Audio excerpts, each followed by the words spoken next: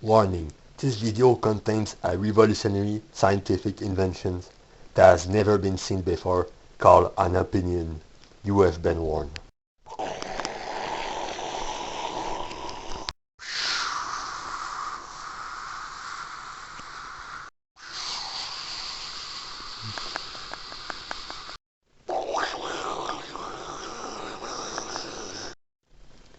Hello everyone, welcome back. This is alrav from Quebec, Canada, the author and creator of Alcatraz the Protector / Alcatraz le Protecteur.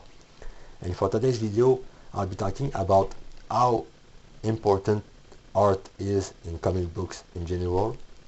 The reason for that is, well, there's no denying that comic books are a visual medium and that good art can be a selling point for comics in general.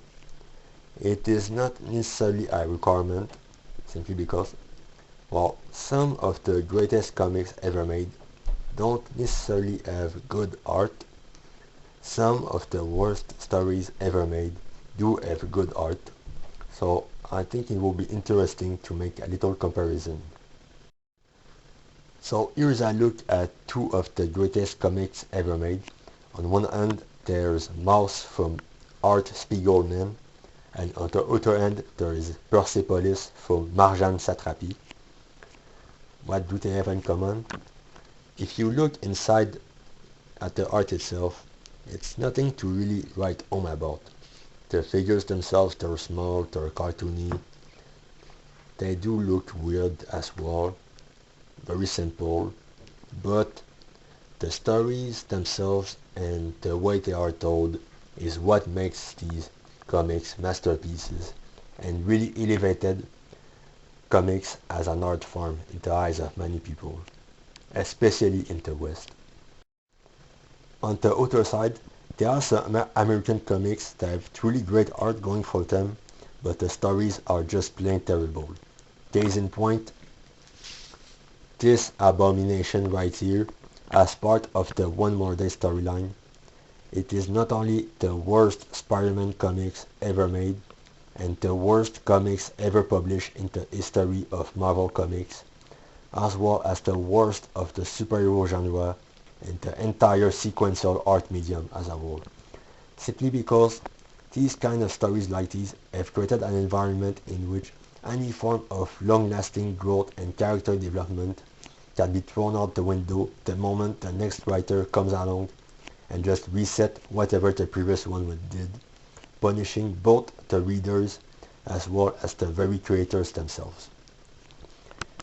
In my case, when I was a kid, I was a huge Marvel fan, especially a Spider-Man fan, and the idea of becoming the next big writer and artist at Marvel was like a dream come true for a kid like me.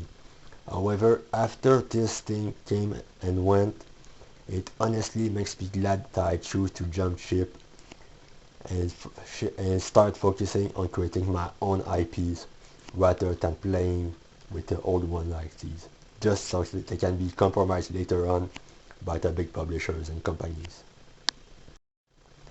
And with that being said, thanks for watching. Let me know what you think in the commentary section below. As always, look forward to all the Alcatraz the Protector / Alcatraz le Protecteur stuff on my Substack. The links are available in the description below or on my channel's page.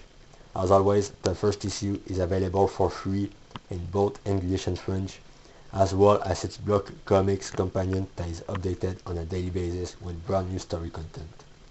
With that being said, thanks for watching, and we'll see one another very soon. Enjoy the reading.